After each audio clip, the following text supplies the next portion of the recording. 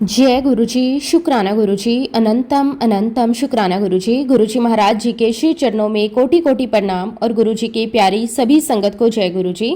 संगत जी, गुरुजी की महिमा शब्दों में पूरी तरह बता पाना संभव नहीं है, क्योंकि उनकी कृपा सीमाओं में बंधी नहीं है। फिर भी उनके अनुभवों को सुनकर और महसूस करके दिल से एक ही बात निकलती है, जब गुरुजी अपने किसी भक्त का हाथ थाम लेते हैं तो उसका जीवन धीरे धीरे पूरी तरह बदल जाता है। संगत जी, आज का सत्संग भी बहुत ही सुंदर, बहुत ही प्यारा सत्संग है। आज के सत्संग में आपको अनगिनत अनुभवों का एहसास होगा, जहां हर मोड़ पर गुरुजी की कृपा साफ दिखाई देती है। कभी वह असंभव लगने वाले कार्य को सरल बना देते हैं, कभी बिना बोले ही हमारे मन की हर एक बात समझ लेते हैं, कभी ऐसी राह दिखाते हैं जहां से जीवन में सच्ची शांति और संतोष मिलने लगता है। संगत जी, इस सत्संग में हम सुनेंगे कैसे गुरुजी महाराज जी ने एक साधारण सी इच्छा को साकार किया, कैसे गंभीर स्वास्थ्य समस्याओं का समाधान किया, कैसे हर कठिन परिस्थिति में अपने भक्तों को संभाला। जब जब विश्वास डगमगाया तब तब गुरुजी ने संकेत देकर, अनुभव देकर और अपने आशीर्वाद से ये महसूस करवाया कि वो हर समय साथ हैं। गुरुजी की सबसे प्यारी बात यही है कि उनके पास जाकर कुछ कहने की आवश्यकता नहीं होती। वो बिना बोले ही सब सुन लेते हैं, सब समझ लेते हैं और सही समय पर सही तरीके से सब कुछ ठीक कर देते हैं। संगत जी, आज का सत्संग बहुत ही प्यारा सत्संग है। गुरुजी महाराज जी के बहुत ही प्यारी और पुरानी संगत संजीव कश्यप अंकल का सत्संग है। संगत जी, सत्संग को पूरा जरूर सुने, पूरे भक्ति भाव के साथ सुने। संगत जी, सत्संग शुरू करने से पहले मैं आप सबसे एक छोटी सी रिक्वेस्ट करूंगी कि अगर अभी तक आपने गुरुजी की संगत चैनल को सब्सक्राइब नहीं किया है तो हमारे इस चैनल को सब्सक्राइब जरूर कर दें, क्योंकि इस चैनल पर आपको गुरुजी के बहुत ही प्यारे प्यारे सत्संग सुनने को मिलते रहेंगे। तो चलिए संगत जी, पूरे श्रद्धा भाव के साथ इस सत्संग की शुरुआत करते हैं। जय गुरुजी, शुक्राना गुरुजी, अनंतम अनंतम शुक्राना गुरुजी। संगत जी, सबसे पहले गुरुजी महाराज जी के श्री चरणों में मेरा कोटि कोटि नमस्कार और गुरुजी की प्यारी सभी संगत को भी मेरा दिल से नमस्कार। संगत जी, मैं खुद को बहुत ही सौभाग्यशाली मानता हूं कि गुरुजी महाराज जी ने मुझे आज अपने अनुभव शेयर करने का ये प्यारा सा मौका दिया है। संगत जी, जो हर किसी को नहीं मिलता, इसलिए मैं गुरुजी महाराज जी का तहे दिल से बहुत बहुत शुक्राना करता हूँ। गुरुजी महाराज जी से मैं दिल से बस एक ही पुकार निकलती है कि केवल आपके चरणों में मेरा आश्रय है मेरे प्रभु। संगत जी, अब जो मैं अनुभव आप सबके साथ शेयर करने जा रहा हूँ वो जीवन के बहुत ही कठिन समय का है। ऐसा समय जब इंसान अंदर से पूरी तरह टूट जाता है, उसे कोई रास्ता दिखाई नहीं देता। संगत जी, मेरी एक अच्छी जॉब थी, सब कुछ ठीक चल रहा था, लाइफ नॉर्मल थी, लेकिन कुछ ऐसे कारण बने जो बहुत खास और पर्सनल थे, जिसकी वजह से मुझे अपनी वो अच्छी नौकरी छोड़नी पड़ी। उस समय मुझे पूरा विश्वास था कि मेरे पास एक्सपीरियंस अच्छा है, स्किल अच्छे हैं, तो मुझे नई जॉब मिल जाएगी। मैंने सोचा कोई प्रॉब्लम नहीं, थोड़े टाइम में सब ठीक हो जाएगा। फिर मैंने नई जॉब के लिए अप्लाई करना शुरू किया। मैं रोज़ रिज्यूम भेजता, मेल्स करता, कॉल्स करता, हर जगह कोशिश करता। शुरुआत में मुझे लगा कि थोड़ा टाइम लगेगा लेकिन जॉब मिल जाएगी, लेकिन संगत जी, धीरे धीरे टाइम बीतता गया। 1 महीना, 2 महीने, 3 महीने, लेकिन कहीं से कोई पॉजिटिव रिप्लाई नहीं आया। कभी इंटरव्यू कॉल आती तो बाद में रिस्पॉन्स नहीं आता, कभी रिज्यूम शॉर्टलिस्ट ही नहीं होता। धीरे धीरे 5 से 6 महीने बीत गए। इस दौरान मुझे सिर्फ फेलियर ही मिला। संगत जी, उस समय जो हालत होती है वो वही समझ सकता है जिसने खुद उसे महसूस किया हो। शुरू में कॉन्फिडेंस स्ट्रॉन्ग था, फिर धीरे धीरे कम होने लगा। मैं सोचता था, क्या मेरी एबिलिटी कम हो गई है, क्या अब मैं इसके योग्य नहीं हूँ। फिर वो धीरे धीरे मेरा कॉन्फिडेंस टूटने लगा। संगत जी, सबसे बड़ी बात, धीरे धीरे मेरा ईश्वर पर से भी विश्वास कम होने लगा। मैं सोचता था, अगर भगवान है तो मेरे साथ ऐसा क्यों हो रहा है। साथ ही सोसाइटी का प्रेशर भी आने लगा। लोग पूछते, अब क्या कर रहे हो, नई जॉब मिली या नहीं मिली। कुछ लोग संपत्ति देते तो कुछ मजाक बना देते। ये सब सुनकर अंदर ही अंदर चोट लगती थी। घर का खर्च भी चलाना था और जो सेविंग थी वो भी धीरे धीरे खत्म होने लगी थी। हर दिन एक नई टेंशन लेकर आता था। सुबह उठते ही दिमाग में विचार आते, आज क्या होगा। रात को सोते समय भी वही चिंता। संगत जी, धीरे धीरे मैं अंदर से पूरी तरह टूट गया। मैं बहुत निराश हो गया, बहुत असंतोष हो गया। संगत जी, एक समय ऐसा आया जब मैंने अपनी वाइफ से कहा, अब कुछ नहीं बचा, कहीं कुछ खा लेते हैं और लाइफ को खत्म कर देते हैं। संगत जी, ये बोलना आसान नहीं है, लेकिन उस समय सच में मुझे कोई खास रास्ता दिखाई नहीं दे रहा था। मुझे पता था कि ये गलत है, बहुत गलत है, लेकिन उस समय दिमाग इतना डिस्टर्ब हो चुका था कि सही गलत समझ ही नहीं आ रहा था। ऐसा लग रहा था अब बस सब खत्म हो गया। लेकिन संगत जी, जब इंसान पूरी तरह टूट जाता है तभी शायद ऊपर वाला उसे पकड़ लेता है। उसी समय एक दिन अचानक मेरे एक दोस्त का फोन आया। उसने कैजुअली पूछा कैसे हो। मैंने उसे अपनी पूरी सिचुएशन बता दी। वो कुछ देर चुप रहा, फिर उसने कहा तू एक बार मेरे साथ चल गुरुजी के पास। मैंने पूछा कौन गुरुजी? उसने कहा बस तू चल, कुछ मत सोच, वहां जाकर अच्छा लगेगा। उस समय मेरे पास कोई ऑप्शन ही नहीं था, तो मैंने सोचा चलो एक बार ट्राई करके देखते हैं। फिर मैं उसके साथ गुरुजी महाराज जी के पास गया। संगत जी, जैसे ही मैं वहां पहुंचा, वहां का माहौल कुछ अलग ही था। बहुत ही सिंपल, बहुत ही शांत। आसपास लोग बैठे थे, कोई उनसे बात कर रहा था, कोई चुपचाप बैठा था। पीछे हल्की हल्की गुरबानी की आवाज चल रही थी, वो आवाज जो दिल को छू रही थी। ऐसा लग रहा था जैसे अंदर का शोर धीरे धीरे कम हो रहा है। थोड़ी देर बाद चाय प्रसाद मिला, सबको प्यार से दिया जा रहा था। उसके बाद लंगर प्रसाद हुआ। हम सब लोग एक साथ बैठकर खा रहे थे, कोई छोटा बड़ा नहीं था, सब बराबर थे। संगत जी, उस सिंपल से माहौल में भी एक अलग ही शांति थी। मैं कुछ समझ नहीं पा रहा था, लेकिन अंदर से थोड़ा हल्का महसूस कर रहा था। लंगर के बाद मैं गुरुजी महाराज जी के पास गया। मैंने उनके चरणों में माथा टेका, आशीर्वाद लिया। लेकिन संगत जी, मैंने उनसे कुछ नहीं कहा, ना कोई अपनी प्रॉब्लम बताई, ना अपनी हालत, कुछ भी नहीं। क्योंकि मेरे दोस्त ने पहले ही कहा था गुरुजी को कुछ बताने की जरूरत नहीं होती, वो सब जानते हैं। मैं चुपचाप वहां से उठा और घर वापस आ गया। लेकिन संगत जी, उस दिन मुझे पता नहीं था ये एक नई शुरुआत है, एक ऐसा मोड़ जहां से मेरी लाइफ धीरे धीरे बदलने वाली थी। संगत जी, जब मैं पहली बार गुरुजी महाराज जी के पास गया था और वहां से लौटते समय मुझे थोड़ा अच्छा तो लगा, लेकिन अंदर एक कंफ्यूजन भी था। घर आकर मैं चुपचाप बैठ गया और सोचने लगा। मैं वहां गया था अपनी प्रॉब्लम लेकर, लेकिन वापस भी मैं वैसे ही आ गया। संगत जी, ये इंसान का स्वभाव होता है, वो ऐसे मन में विचार लेकर जरूर आता है। मुझे ऐसा लग रहा था कि मुझ में कोई चेंज तो हुआ नहीं। फिर मेरे मन में कई सवाल आने लगे। मैंने गुरुजी को कुछ बताया ही नहीं, तो उन्हें कैसे पता चलेगा कि मुझे क्या चाहिए? अगर मैं अपनी प्रॉब्लम नहीं बताऊंगा तो वो कैसे हेल्प करेंगे? संगत जी, उस समय मेरा माइंड पूरी तरह लॉजिक में था। मैं हर चीज को दिमाग से समझना चाहता था, दिल से नहीं, बस दिमाग से। फिर मैंने सोचा अगर मैं बोल ही नहीं सकता तो वहां जाने का फायदा क्या है। अगले दिन मेरे दोस्त का फोन आया। उसने पूछा कैसा लगा गुरुजी के पास। मेरा सीधा जवाब मैंने दिया, कुछ खास नहीं। मैं प्रॉब्लम लेकर गया था और प्रॉब्लम लेकर ही वापस आ गया। वो बोला तो फिर से चल, धीरे धीरे समझ आएगा। लेकिन संगत जी, उस समय मैं रेडी नहीं था। मैंने साफ मना कर दिया और थोड़ी स्ट्रॉन्ग आवाज में कहा गुरुजी कुछ नहीं कर सकते, क्योंकि उन्होंने मेरी प्रॉब्लम सुनी ही नहीं। फिर मैंने कहा मैं एक पढ़ा लिखा इंसान हूँ, मैं ऐसे कैसे मान लूं कि कोई सब कुछ जानता है या वो भगवान है। संगत जी, उस समय मेरा विश्वास ऑलमोस्ट खत्म हो चुका था। मैं हर चीज को प्रूव करना चाहता था और जहां प्रूफ नहीं मिलता उसे मैं मानता ही नहीं था। लेकिन संगत जी, ऊपर वाला अपना काम करता रहता है। अगले ही दिन मुझे एक फोन आया, एक अच्छी कंपनी से इंटरव्यू कॉल, एक अच्छी जॉब के लिए। मैं थोड़ा सरप्राइज भी हुआ और खुश भी। मैंने तुरंत अपने दोस्त को फोन किया, उसे बताया। वो बोला देखा, ये गुरुजी की कृपा है। लेकिन संगत जी, मेरा माइंड अभी भी वही था। मैंने तुरंत कहा नहीं, ये मेरी मेहनत है, मैंने 15 दिन पहले अप्लाई किया था। संगत जी, मैं ये मानने को तैयार ही नहीं था कि इसमें भी कोई गुरु कृपा हो सकती है। मैं इंटरव्यू देने गया, इंटरव्यू अच्छा हुआ। मुझे लगा इस बार सिलेक्शन हो जाएगा। मैं रिजल्ट का वेट करने लगा, हर दिन फोन चेक करता, मेल चेक करता। फिर एक दिन रिजल्ट आया, लेकिन संगत जी, मैं सिलेक्ट नहीं हुआ। ये सुनकर मैं अंदर से टूट गया। ऐसा लगा जैसे जो थोड़ी सी उम्मीद बची थी वो भी खत्म हो गई। मैं चुप हो गया, कुछ समझ नहीं आया अब क्या करूं। धीरे धीरे मैंने अप्लाई करना भी बंद कर दिया, रिज्यूम भेजना बंद कर दिया, कॉल्स करना बंद कर दिया। मैंने कोशिश करना ही छोड़ दिया। संगत जी, ये सबसे खतरनाक स्टेज होती है जब इंसान कोशिश करना ही छोड़ देता है। अगले 2 महीने ऐसे ही निकल गए। हर दिन सेम, सुबह उठना, कुछ नहीं करना, बस सोचना, नेगेटिव थॉट्स आते थे। अब कुछ नहीं होगा, मेरे साथ ही ऐसा क्यों हो रहा है, मेरी लाइफ खत्म हो गई। संगत जी, उस समय मैं अंदर से पूरी तरह टूट चुका था। ना कॉन्फिडेंस था, ना कोई होप थी, ना ही एनर्जी, बस एक खालीपन था। उसी टाइम एक दिन मेरे दोस्त का फिर से फोन आया। उसने कहा तू फिर से गुरुजी के पास चल। इस बार उसने रिक्वेस्ट नहीं की, उसने ऑर्डर दिया था। मैं चुप हो गया, क्योंकि संगत जी, उस समय मेरे पास कोई भी सेकंड ऑप्शन नहीं था। फिर मेरे मन में आया अब मेरी हालत क्या है, इससे ज्यादा बुरा मेरे साथ और क्या ही होगा। फिर मैंने सोचा कि चलो एक बार फिर से ट्राई कर लेते हैं, वैसे भी अब खोने के लिए और कुछ है भी नहीं। और बस संगत जी, इसी सोच के साथ मैं फिर से गुरुजी महाराज जी के पास जाने के लिए तैयार हो गया। संगत जी, जब मैं दूसरी बार गुरुजी महाराज जी के पास गया तो इस बार मेरा मन बिल्कुल अलग था। पहली बार मैं क्यूरियोसिटी के साथ गया था, लेकिन इस बार मैं पूरी तरह टूट चुका था। मैं थका हुआ था, निराश था और अंदर से खाली हो गया था। मैं वहां जाकर चुपचाप बैठ गया। आसपास संगत बैठी थी, कोई गुरुजी से बात कर रहा था, कोई अपनी प्रॉब्लम बता रहा था, कोई आशीर्वाद ले रहा था। सब लोग अपने अपने तरीके से गुरुजी से जुड़ रहे थे। मैं ये सब देख रहा था संगत जी, मैं देख रहा था कि लोग गुरुजी से आज्ञा ले रहे थे।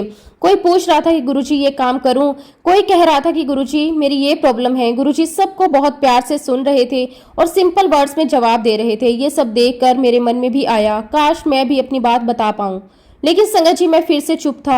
मेरे अंदर इतनी हिम्मत नहीं थी कि मैं कुछ बोल सकूं, लेकिन अंदर ही अंदर मैं गुरुजी से बात कर रहा था। मैं मन में बोल रहा था कि गुरुजी मैंने सब ट्राई कर लिया, हर जगह कोशिश की, लेकिन कुछ नहीं हुआ।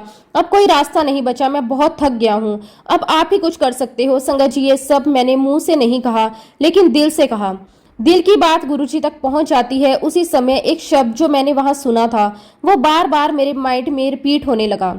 मैं ਤਾਂ ਤੱਕਿਆ भरोसा एक तेरे ਨਾਂ ਦਾ, पल्ला तेरे पीछे दिता छड़ मैं जहां दा। संगत जी ये लाइन बार बार मेरे अंदर गूंज रही थी, जैसे कोई अंदर से कह रहा हो अब बस एक ही सहारा है, गुरुजी के चरण, बाकी सब छोड़ दे। मैं चुपचाप बैठा रहा। टाइम बीतता गया। धीरे धीरे लोग उठकर जाने लगे, भीड़ कम होने लगी। पहले बहुत लोग थे, फिर कम हो गए, फिर आखिर में बस 10 से 12 लोग ही बचे। मैं अभी भी वहीं बैठा था। ना मैं आगे गया, ना मैंने कुछ कहा, बस चुप। संगत जी तभी गुरुजी धीरे धीरे चलते हुए मेरी तरफ आने लगे। मेरा दिल तेजी से धड़कने लगा। मैं सोच रहा था अब क्या होगा, क्या मैं कुछ बोलूं, लेकिन उससे पहले ही गुरुजी महाराज मेरे पास आए। उन्होंने मुझे देखा और बहुत ही सिंपल वर्ड्स में कहा, और भाई तू किद्दां आया है, मतलब और भाई तू कैसे आया है। संगत जी एक बहुत ही सिंपल सवाल था, लेकिन मेरे लिए ये एक बहुत बड़ा था, क्योंकि इसमें सब कुछ था। जैसे गुरुजी मुझे कह रहे हो, मुझे सब पता है तू क्यों आया है, कैसे आया है, क्या सोचकर आया है। संगत जी उसी पल मुझे अपनी सारी बातें याद आ गई। कैसे मैंने कहा था गुरुजी कुछ नहीं कर सकते, उन्होंने मेरी बात सुनी ही नहीं। मैं नहीं मानता, वो सब जानते हैं। और आज वही गुरुजी मेरे सामने खड़े थे और बिना कुछ सुने सब जान रहे थे। संगत जी मैं पूरी तरह चुप हो गया। मेरे मुंह से एक शब्द भी नहीं निकला। मैं बस उन्हें देखता रह गया। अंदर से ऐसा लगा जैसे सब कुछ रुक गया हो। टाइम भी, सोच भी, बस एक फीलिंग थी। ये सब जानते हैं, इन्हें सब पता है। संगत जी उस एक पल में मेरा सारा डाउट खत्म हो गया, मेरा सारा लॉजिक, मेरे सारे सवाल सब खत्म हो गए। मैं समझ गया गुरुजी को कुछ भी बताने की जरूरत नहीं होती, वो बिना बोले ही सब सुन लेते हैं। मेरी आंखों में आंसू आ गए। मैं अंदर से रो रहा था, लेकिन ये दुख के आंसू नहीं थे, ये एक सच्चाई समझ आने के आंसू थे। संगत जी उस एक पल ने मेरी पूरी सोच बदल दी, मेरा पूरा विश्वास बदल दिया। और उसी पल मेरे अंदर से एक ही बात निकली, अब मुझे कहीं और जाने की जरूरत नहीं, मुझे मेरा सहारा मिल गया। संगत जी उस समय जो हुआ उसे याद करके आज भी मेरे रोंगटे खड़े हो जाते हैं। जब गुरुजी मेरे सामने खड़े थे, उन्होंने मुझसे पूछा, और वही तू किद्दां आया है। मैं इतना घबरा गया था, इतना भावुक हो गया था कि मेरे मुंह से शब्द ही नहीं निकले। मैं बोलना चाहता था, अपनी सारी बात बताना चाहता था, लेकिन आवाज ही नहीं निकल रही थी। बहुत कोशिश की, बहुत हिम्मत जुटाई, और फिर बहुत ही धीरे से, बहुत मुश्किल से मेरे मुंह से सिर्फ एक शब्द निकला, गुरुजी। बस इतना ही। संगत जी वो एक शब्द मेरे दिल की पूरी हालत बता रहा था। उसमें दर्द भी था, पछतावा भी था और एक उम्मीद भी थी। लेकिन मैं कुछ और बोल पाता उससे पहले ही गुरुजी ने मुझसे पूछा, किदे नाल आया है। मैं थोड़ा संभला और धीरे से कहा, गुरुजी मैं अपनी वाइफ के साथ आया हूँ। गुरुजी ने तुरंत कहा, ओनू बुला। संगत जी मैं तुरंत उठा। ऐसा लगा जैसे किसी ने अंदर से पुश किया हो। मैं जल्दी जल्दी बाहर गया। मेरी वाइफ बाहर बैठी थी। मैंने कहा, जल्दी आओ, गुरुजी बुला रहे हैं। वो भी तुरंत उठी। हम दोनों जल्दी जल्दी अंदर आए। हम गुरुजी के सामने खड़े हो गए। गुरुजी ने मेरी वाइफ की तरफ देखा, बहुत प्यार से उसका नाम पूछा। उसने अपना नाम बताया। फिर गुरुजी ने बहुत ही सिंपल वर्ड्स में कहा, चल जा, तेरा कल्याण कर दिता। संगत जी बस इतना ही, ना कोई बड़ी बात, ना कोई एक्सप्लेनेशन, लेकिन उस एक लाइन में सब कुछ था। ऐसा लगा जैसे उसी पल हमारी सारी प्रॉब्लम्स खत्म हो गई, जैसे किसी ने कह दिया हो अब सब ठीक है। संगत जी उस समय मेरी हालत ऐसी हो गई कि मैं 2-3 मिनट तक हिल भी नहीं पाया।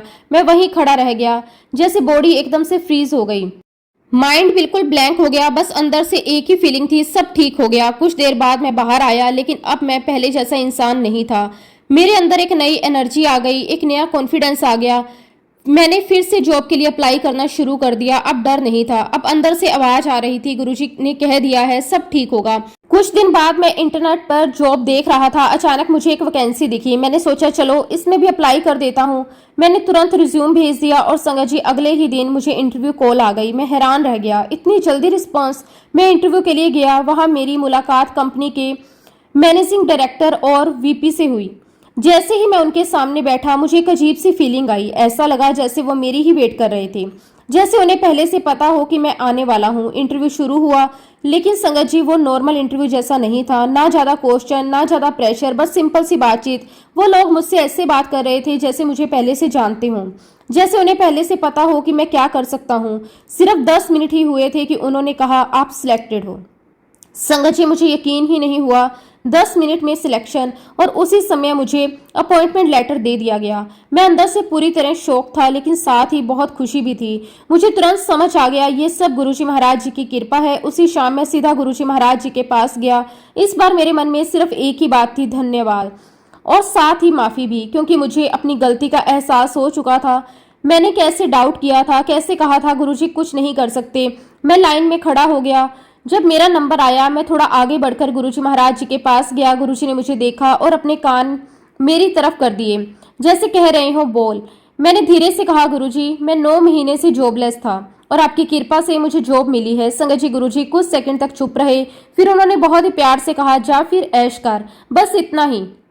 लेकिन उस एक लाइन में इतनी ब्लेसिंग्स थी, इतनी पॉजिटिविटी थी कि आज तक उसका असर मेरे साथ है। संगत जी उस दिन मुझे पूरी तरह समझ आ गया गुरुजी को कुछ भी बताने की जरूरत नहीं होती। वो पहले से ही सब जानते हैं, और जब वो दे देते हैं तो ऐसे देते हैं जिसकी हम कभी कल्पना भी नहीं कर सकते। संगत जी उस दिन गुरुजी ने जो कहा था जा फिर ऐश कर, सच में वो सिर्फ एक लाइन नहीं थी, वो एक आशीर्वाद था, एक ब्लेसिंग थी, और वह पूरी तरह सच हुई। उस दिन के बाद मेरी लाइफ धीरे धीरे बदलने लगी। पहले मैं जॉब करता था, लेकिन सिर्फ मजबूरी में। सुबह उठता था, ऑफिस जाता था, काम करता था, लेकिन मन नहीं लगता था। हर चीज में टेंशन रहती थी, कभी बॉस की टेंशन, कभी वर्क प्रेशर, और कभी फ्यूचर की चिंता। ऐसा लगता था कि लाइफ बस खिंच रही है। लेकिन संगत जी अब सब कुछ बदल गया। अब मैं जब सुबह उठता तो मन में एक अलग ही फीलिंग होती थी। अब ऑफिस जाना बोझ नहीं लगता था, अब काम करने का मन करता था, अब काम में इंटरेस्ट आता था। जो काम पहले मुश्किल लगता था वो काम अब इजी लगने लगा था। सबसे बड़ी बात संगत जी अब मेरे काम अपने आप स्मूथली होने लगे। जहाँ पहले छोटी छोटी प्रॉब्लम आ जाती थी, अब वही काम बिना रुकावट के पूरे हो जाते। पहले फाइल अटक जाती थी, अप्रूवल लेट हो जाते थे, लेकिन अब संगत जी ऐसा लगता है कि अब सब अपने आप ठीक हो रहा है। सही टाइम पर सही काम हो जाता, सही लोग मिल जाते, काम अपने आप कंप्लीट हो जाता। कई बार तो मुझे खुद हैरानी होती ये सब इतना आसान कैसे हो गया। क्योंकि संगत जी अब मुझे पता चल गया, मुझे अंदर से पता है कि ये मैं नहीं कर रहा, ये सब गुरुजी महाराज कर रहे हैं। मैं तो बस काम कर रहा हूँ, लेकिन करवाने वाले गुरुजी हैं। जब ये बात दिल में बैठ जाती है तो स्ट्रेस खत्म हो जाता है, ईगो भी खत्म हो जाती है। अब मुझे डर नहीं लगता। अगर गलती हो भी गई तो, अगर काम खराब हो भी गया तो घबराहट नहीं होती, क्योंकि एक अंदर से आवाज आती है जो होगा वो गुरुजी महाराज जी की मर्जी से होगा और अच्छा ही होगा। संगत जी अब मेरी सोच भी बदल गई। पहले मैं हर चीज को कंट्रोल करना चाहता था, अब मैं छोड़ देता हूँ और देखता हूँ कि चीजें अपने आप ठीक हो जाती। संगत जी सिर्फ और सिर्फ गुरुजी महाराज जी की कृपा से ही संभव हो पाया। मैं गुरुजी महाराज जी का जितना भी शुक्राना करूं उतना कम है। संगत जी जब मैं पहली बार गुरुजी महाराज जी के पास गया था, उस समय मैं सिर्फ अपनी जॉब की प्रॉब्लम लेकर गया था। लेकिन संगत जी उसी समय एक और प्रॉब्लम शुरू हो गई। मेरे घुटनों में बहुत तेज दर्द होने लगा। पहले तो हल्का दर्द था, मैंने सोचा शायद नॉर्मल होगा, थोड़ा रेस्ट करूंगा तो ठीक हो जाएगा। लेकिन धीरे धीरे वो दर्द बढ़ता गया। चलना मुश्किल होने लगा, सीढ़ियां चढ़ना उतरना तो बहुत ही पेनफुल हो गया था। बैठना उठना, हर मोमेंट में दर्द। संगत जी हालत ऐसी हो गई थी कि मैं ठीक से चल भी नहीं पाता था। फिर मैं डॉक्टर के पास गया। डॉक्टर ने चेकअप किया और टेस्ट किए। फिर डॉक्टर ने बताया कि आपके नी लिगामेंट डैमेज हो गए हैं। ये सुनकर मैं और परेशान हो गया। डॉक्टर ने कहा कि आपको कंप्लीट रेस्ट लेना होगा, ज्यादा चलना नहीं है, नी को मूव नहीं करना, साथ में मेडिसिन भी दी। लेकिन संगत जी दर्द इतना ज्यादा था कि मेडिसिन लेने के बाद भी आराम नहीं मिल रहा था। कभी कभी तो रात को नींद भी नहीं आती थी। ऐसा लगता था जैसे घुटनों में कोई अंदर से खींच रहा हो। संगत जी उस टाइम मेरी हालत बहुत खराब थी। उसी दौरान एक दिन मेरे फ्रेंड का फोन आया। उसने मुझे पहले गुरुजी महाराज जी के पास भेजा था। उसने कहा कि चल फिर से गुरुजी महाराज जी के पास चलते हैं। मैंने उसे थोड़ा गुस्से में जवाब दिया, मैं तो पहले ही गया था जॉब के लिए विनती करने, और वहीं से लौटते लौटते मेरे नी खराब हो गए। अब मैं कैसे जाऊं, चल भी नहीं पा रहा। संगत जी उस समय मैं दर्द में था। मेरा फ्रेंड ये सब सुनकर चुप हो गया, उसने कुछ नहीं कहा, बस सुनता रहा। फिर बात खत्म हो गई। संगत जी उसके बाद धीरे धीरे टाइम बीतता गया। मैं रेस्ट करता रहा, मेडिसिन लेता रहा। लगभग 2 महीने बीत गए और धीरे धीरे मेरे नी का दर्द कम होने लगा। फिर एक टाइम ऐसा आया कि दर्द ऑलमोस्ट खत्म हो गया। मैं नॉर्मल चलने लगा, सीढ़ियां भी चढ़ने लगा। मैंने सोचा ठीक है अब प्रॉब्लम खत्म हो गई। लेकिन संगत जी कहानी यहाँ खत्म नहीं हुई। कुछ समय बाद मेरे फ्रेंड का फिर से फोन आया। उसने कहा अब तो तू ठीक है, चल गुरुजी महाराज जी के पास चलते हैं। इस बार मैंने ज्यादा विरोध नहीं किया। मैंने सोचा चलो एक बार फिर चलते हैं। और संगत जी जैसे ही मैं दोबारा गुरुजी महाराज जी के पास गया, उसी दिन से फिर से मेरे नी में दर्द शुरू हो गया। पहले हल्का, फिर धीरे धीरे बढ़ने लगा। मैं फिर से परेशान हो गया। मैंने सोचा ये क्या हो रहा है। जब मैं गुरुजी महाराज जी के पास जाता हूँ तभी ये दर्द शुरू हो जाता है। संगत जी इस बार दर्द फिर से बढ़ गया, तो मैं फिर से डॉक्टर के पास गया। डॉक्टर ने चेकअप किया और इस बार उसने कहा कि आपको एक प्रॉपर ट्रीटमेंट करना पड़ेगा, ये थोड़ा एक्सपेंसिव होगा। संगत जी सुनकर मैं और भी ज्यादा टेंशन में आ गया। एक तरफ जॉब की प्रॉब्लम उस टाइम चल रही थी, दूसरी तरफ हेल्थ इशू और एक्सपेंसिव ट्रीटमेंट। लेकिन संगत जी उस समय मुझे ये समझ नहीं आ रहा था कि जो हो रहा है वो भी किसी कारण से हो रहा है। आगे चलकर मुझे ये समझ आने वाला था गुरुजी सिर्फ प्रॉब्लम नहीं दिखाते, वो उसका सही इलाज भी करते हैं। अब संगत जी जो आगे हुआ वो मेरे जीवन का एक बहुत ही गहरा और सच्चा अनुभव था। एक ऐसा अनुभव जिसने मेरे अंदर ये बात पूरी तरह बैठा दी, जिसने दर्द दिया है वही उसका इलाज भी करता है। संगत जी उस समय मेरी हालत बहुत खराब थी। संगत जी मेरे नी की प्रॉब्लम थी, मेरी जॉब की प्रॉब्लम थी और डॉक्टर ने जो ट्रीटमेंट बताया था वो बहुत ही एक्सपेंसिव था। मेरे पास इतने पैसे भी नहीं थे। मैं सोच में पड़ गया अब क्या करूं, ना पैसे हैं, ना चल पा रहा हूं और कोई रास्ता भी नहीं दिख रहा। संगत जी हालत ऐसी हो गई कि मैं ठीक से चल भी नहीं पा रहा था। थोड़ा सा भी चलता तो नी में बहुत ज्यादा तेज दर्द होता। सीढ़ियां तो ऑलमोस्ट इम्पॉसिबल ही हो गई थी। बैठना उठना, हर छोटी मोटी मूवमेंट में दर्द, ऐसा लगता था जैसे कोई अंदर से पकड़कर खींच रहा हो। कई बार तो ऐसा लगता था कि अब मैं नॉर्मल चल ही नहीं पाऊंगा। संगत जी उस समय मैं बहुत परेशान था, लेकिन उसी समय मेरे अंदर से एक आवाज आई। मैंने सोचा अब मुझे किसी डॉक्टर से ज्यादा गुरुजी की जरूरत है। एक दिन मैं चुपचाप बैठा था और मैंने मन ही मन गुरुजी को याद किया। मैंने कहा कि गुरुजी मुझे इस दर्द को सहने की ताकत दे दो। मैंने ये नहीं कहा कि दर्द खत्म कर दो, बस इतना कहा सहन करने की शक्ति दे दो। संगत जी ये एक सच्ची प्रार्थना थी, दिल से निकली हुई। उसके बाद मैंने डिसाइड किया कि मैं गुरुजी महाराज जी के पास जाऊंगा।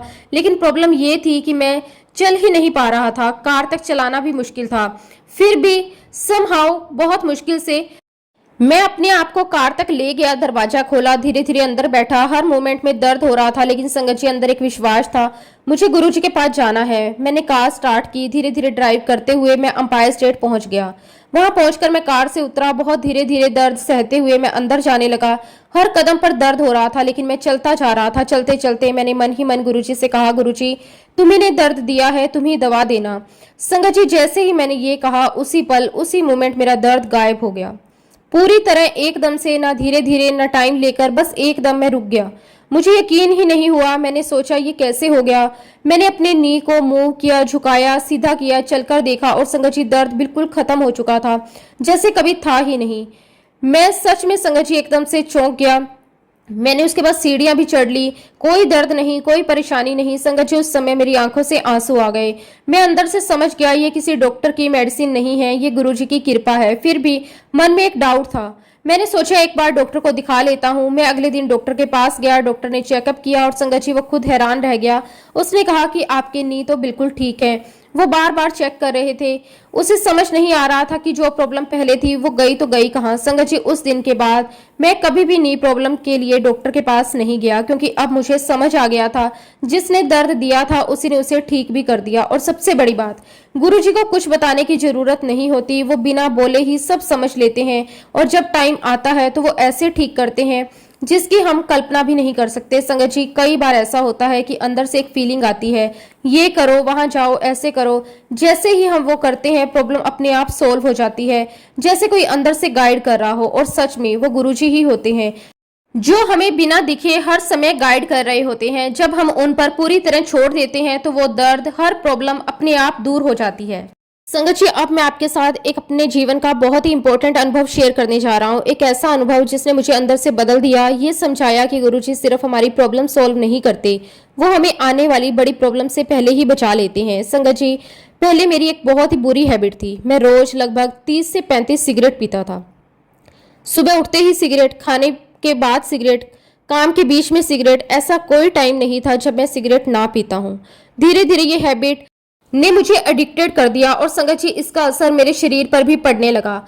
मुझे बहुत ही ज्यादा एसिडिटी होने लगी, पेट में जलन रहती, कभी दर्द, कभी भारीपन, कभी कभी तो ऐसा लगता था जैसे पेट में आग लग रही हो। मैं डॉक्टर के पास भी गया, उन्होंने मेडिसिन भी दी, थोड़ा आराम मिलता, फिर वही प्रॉब्लम शुरू हो जाती।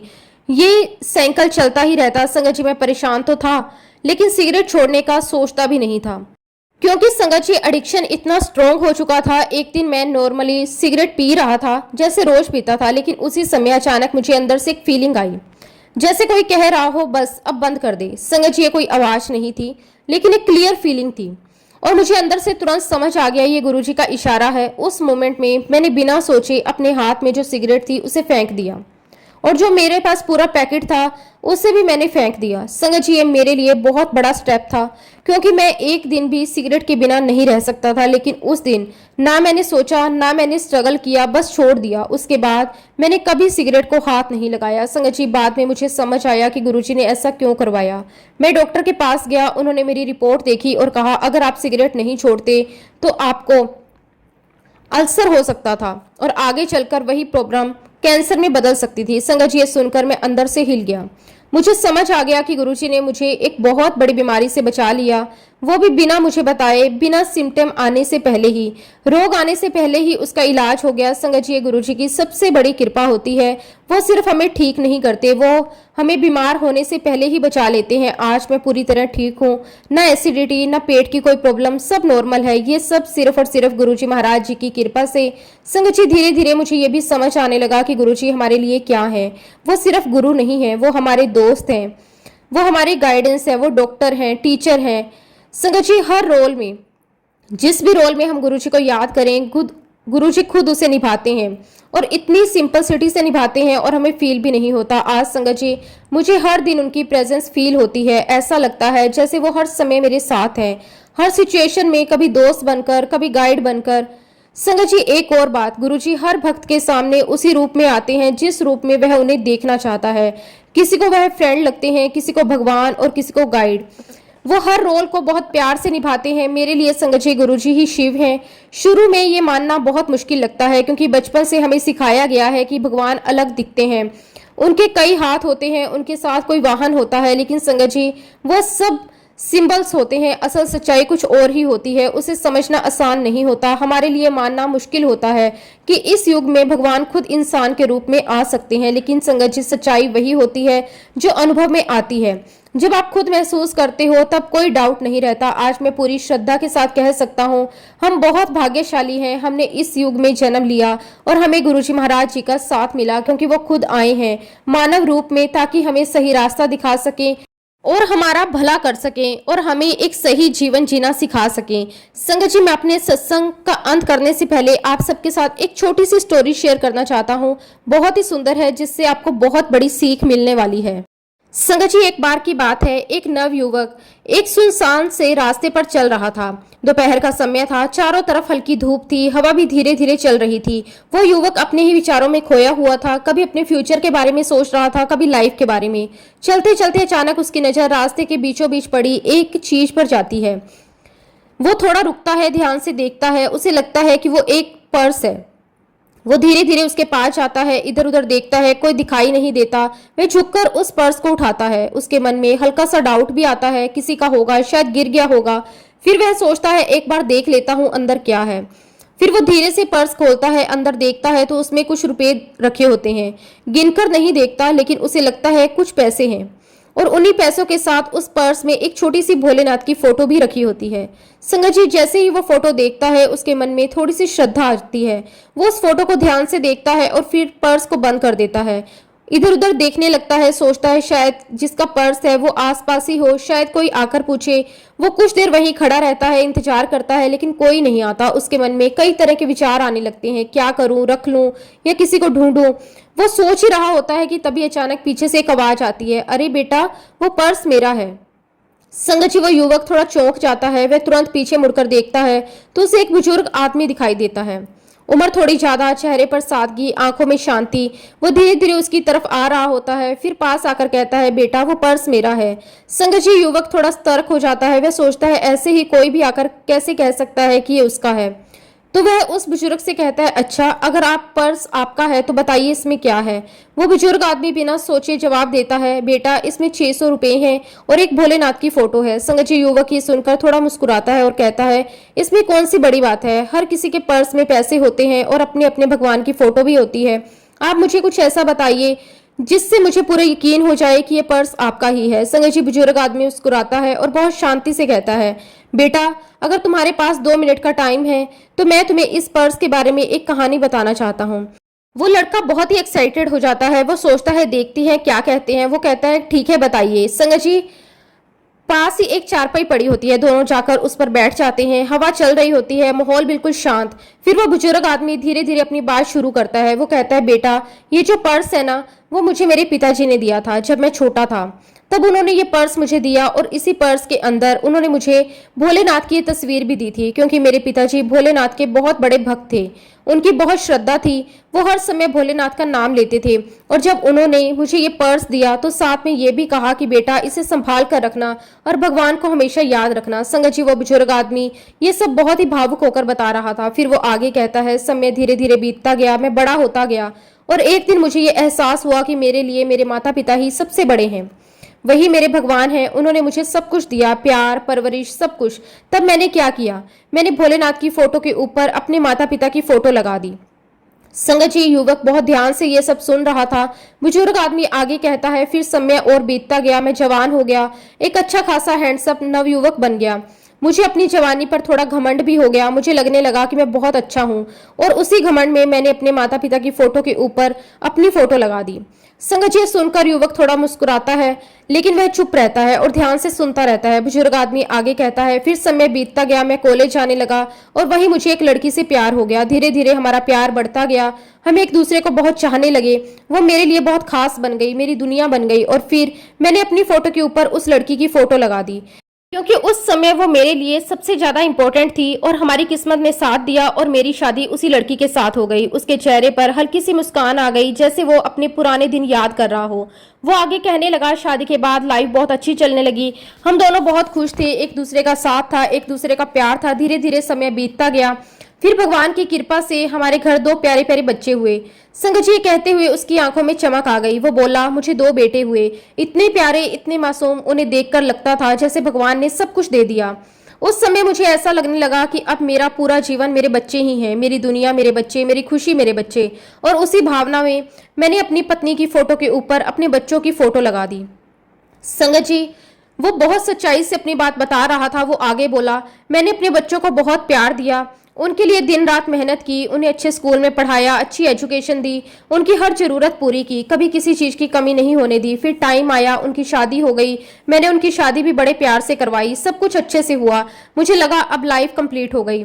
संगत जी, फिर उसकी आवाज थोड़ी धीमी हो गई। वो बोला, धीरे धीरे टाइम और आगे बढ़ा।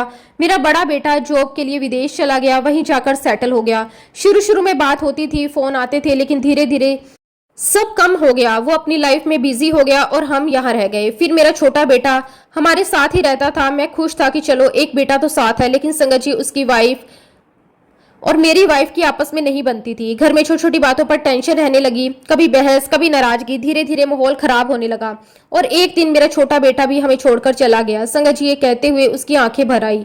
वो बोला, अब हम दोनों, मैं और मेरी पत्नी, अकेले रह गए। घर बड़ा था लेकिन दिल खाली हो गया। तब मुझे पहली बार महसूस हुआ कि जिन बच्चों को मैंने अपनी दुनिया बनाया वो अब मेरे नहीं रहे। वो अपने अपने जीवन में बिजी हो गए, ना कोई पूछने वाला, ना कोई हाल जानने वाला। तब मैंने एक दिन अपने पर्स से अपने बच्चों की फोटो निकाल दी और अलग रख दी। संगत जी, वो थोड़ी देर चुप हो गया, फिर बोला, उसके बाद मैं अपनी पत्नी के साथ रहने लगा। हम दोनों एक दूसरे का सहारा थे। धीरे धीरे हम सिंपल लाइफ जीने लगे, लेकिन कुछ समय बाद मेरी पत्नी भी बीमार हो गई और फिर वो भी मुझे छोड़कर चली गई। संगत जी, कहते कहते उसकी आवाज भर गई। वो थोड़ा रुका और फिर बोला, अब मैं बिल्कुल अकेला रह गया। जब भी मैं अपना पर्स खोलता तो उसमें मेरी पत्नी की फोटो दिखाई देती। उसे देखकर मुझे बहुत दुख होता, उसकी याद आती, हर बार आंखों में आंसू आ जाते। मैं बार बार उस फोटो को देखता और दुखी होता। फिर एक दिन मैंने सोचा, ये फोटो मुझे हर बार दुख दे रही है, और मैंने अपनी पत्नी की फोटो भी पर्स से हटा दी। संगत जी, वो आगे बोला, जब मैंने अपनी पत्नी की फोटो हटाई तब मेरे सामने मेरी खुद की फोटो थी, मेरी जवानी की फोटो, जब मैं यंग था, हैंडसम था। उसे देखकर मुझे एहसास हुआ ये भी एक भ्रम है। मैं उस फोटो में जो भी दिख रहा हूँ वो आज मैं नहीं हूँ। आज मैं बूढ़ा हो गया हूँ, कमजोर हो गया हूँ। जिस बात पर मुझे घमंड था वो सब खत्म हो गया। तब मुझे लगा, सच क्या है? सच तो वही है जो आज मैं हूँ। और ये सोचकर मैंने अपनी फोटो भी पर्स से हटा दी। संगत जी, वो फिर बोला, अब मेरे पर्स में मेरे माता पिता की फोटो बची। जब मैंने उन्हें देखा तो मुझे अपने पुराने दिन याद आ गए। मुझे याद आया मैंने अपने माता पिता के साथ क्या किया था। जवानी के जोश में मैं उन्हें गांव में छोड़कर शहर पढ़ने आ गया। वो मुझे रोकते रहे, कहते रहे बेटा हम अकेले हैं, हमें छोड़कर मत जा, लेकिन मैंने उनकी एक नहीं मानी। मैं चला आया, फिर कभी पीछे मुड़कर नहीं देखा। संगत जी कहते हुए वह बहुत दुखी हो गया। वो बोला, तब मुझे समझ आया कि आज जो मेरे साथ हो रहा है वो मेरे ही कर्मों का फल है। मैंने अपने माता पिता के साथ जो किया आज मेरे बच्चों ने भी वही मेरे साथ किया। तब मैंने अपने माता पिता की फोटो भी पर्स से हटा दी। संगत जी अब उसकी आवाज में एक गहरी शांति आ गई। वो बोला, अब मेरे पर्स में सिर्फ एक ही फोटो बची, भोलेनाथ की। और बेटा इस जीवन के इस अंतिम पड़ाव पर मुझे अब समझ आया कि सिर्फ एक ही सत्य है, वो है ईश्वर, वो है भोलेनाथ। कोई किसी का नहीं, सब अपने अपने समय पर साथ छोड़ देते हैं। माँ बाप, पत्नी, बच्चे सब एक दिन चले जाते हैं, लेकिन ईश्वर हमेशा हमारे साथ रहते हैं, शुरू से, बीच में और अंत तक। हमारे जीवन में चाहे कोई भी हो, लेकिन अंत में सिर्फ भगवान ही हमारे साथ रहते हैं, और यही इस जीवन का परम सत्य है। संगत जी उस बुजुर्ग आदमी ने बहुत ही गहरी बात कही। वो बोला, बेटा इस संसार में हर कोई एक ना एक दिन छोड़कर चला जाता है, कोई भी हमेशा साथ नहीं रहता। माँ बाप एक समय के बाद चले जाते हैं, पत्नी एक दिन साथ छोड़ देती है, बच्चे अपने अपने जीवन में आगे बढ़ जाते हैं। कोई भी हमेशा के लिए हमारा नहीं होता। संगत जी उसकी आवाज में दर्द भी था, लेकिन साथ ही साथ एक सच्चाई भी थी। वो आगे बोला, लेकिन जो कभी साथ नहीं छोड़ता वो है ईश्वर। वही हमारा सच्चा साथी है, वही हमारा परम सत्य है। वो शुरू से हमारे साथ होता है, और जब हम जन्म लेते हैं तब भी, जब हम बड़े होते हैं तब भी, जब हम इस संसार से जाते हैं तब भी, वो हर समय हर पल हमारे साथ रहता है। संगत जी वो आगे कहता है कि इस जीवन के अंतिम समय में मुझे ये बात समझ आई, लेकिन अफसोस ये समझ मुझे बहुत देर से आई। जब मैं जवान था, जब मेरे पास कुछ समय था, तब मैं इस सच्चाई को नहीं समझ पाया। मैं मोह माया में फंसा रहा। मैंने अपने जीवन में अपने भगवान को पीछे कर दिया और उनकी जगह अपनी पत्नी को, अपने बच्चों को, अपनी इच्छाओं को, अपने अहंकार को आगे रख दिया। मैंने अपने पर्स में भी भगवान की फोटो के ऊपर कभी अपने माता पिता की फोटो को रखा, कभी अपनी फोटो को, कभी अपनी पत्नी की और कभी अपने बच्चों की। मुझे लगता रहा कि यही मेरा सब कुछ है। संगत जी वो बहुत गहराई से बोला, लेकिन आज जब सब एक एक करके दूर हो गए, जब सब साथ छोड़कर चले गए, तब मुझे समझ आया कि ये सब माया जाल था, ये सब एक भ्रम था। जो मुझे सच लगता था वो सच नहीं था, और जो सच था उसे मैं भूल गया था। संगत जी वो आगे बोला, आज ये माया जाल का पर्दा हट चुका है, अब मेरी आंखें खुल गई हैं, अब मेरा मोह भंग हो चुका है। अब मुझे समझ आ गया है कि सिर्फ और सिर्फ ईश्वर ही सत्य है, और अब मैं सिर्फ भोलेनाथ की ही आराधना करता हूँ। अब मेरा मन कहीं और नहीं जाता, अब मुझे किसी और से कुछ नहीं चाहिए, क्योंकि अब मुझे मेरा सच्चा सहारा मिल गया है। संगत जी उसने अंत में बहुत ही गहरी बात कही। यही इस जीवन का कटु सत्य है। जो इस सत्य को समझ लेता है उसका जीवन सफल हो जाता है। सच में ऐसी कहानियों से हमें बहुत कुछ सीखने को मिलता है। हम सोचते हैं, समझते हैं और अपने जीवन को देखते हैं। संगत जी ईश्वर का जो प्यार होता है वो बहुत अलग होता है, वो निस्वार्थ होता है, उसमें कोई लालच नहीं होता, कोई एक्सपेक्टेशंस नहीं होती। जब ईश्वर के भक्त आपस में बैठकर ईश्वर की बातें करते हैं तो वहाँ एक अलग ही माहौल होता है, वहाँ प्यार होता है, वहाँ शांति होती है, वहाँ सच्चाई होती है। संगत जी जब 4 से 5 संगत बैठकर अपने भगवान की महिमा करते हैं तो उनके अनुभव शेयर करते हैं, उनके बीच में जो प्रेम होता है वो बिल्कुल सच्चा होता है, क्योंकि उसमें कोई स्वार्थ नहीं होता।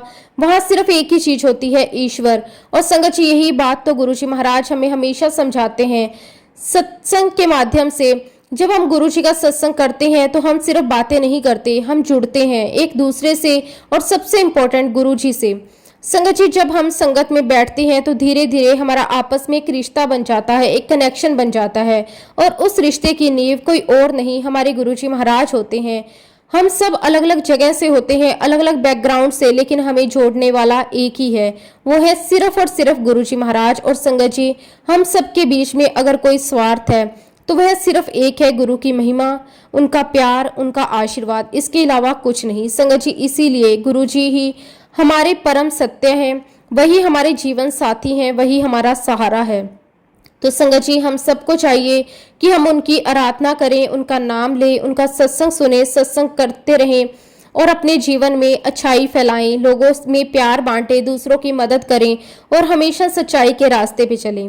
और संगत जी अंत में मैं आप सभी से बस यही कहूँगा कि गुरुजी महाराज जी पर भरोसा रखें, उन्हें फुल सरेंडर कर दें, क्योंकि गुरुजी के अलावा संगत जी हमें कोई और संभाल नहीं सकता।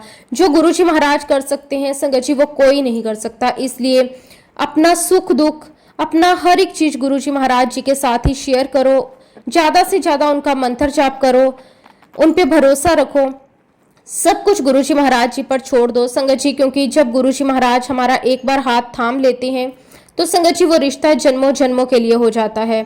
इसलिए बस मैं यही कहूँगा कि गुरुजी महाराज हमेशा ऐसे ही हमें अपने चरण शरण से लगाए रखना। जय गुरुजी, शुक्राना गुरुजी, अनंतम अनंतम शुक्राना गुरुजी। इसी के साथ संगत जी मैं अपने शब्दों को, अपनी वाणी को यहीं पे विराम देता हूँ। ओम नमः शिवाय, शिवजी सदा सहाय। ओम नमः शिवाय, गुरुजी सदा सहाय। जय गुरुजी, शुक्राना गुरुजी, अनंतम अनंतम शुक्राना गुरुजी।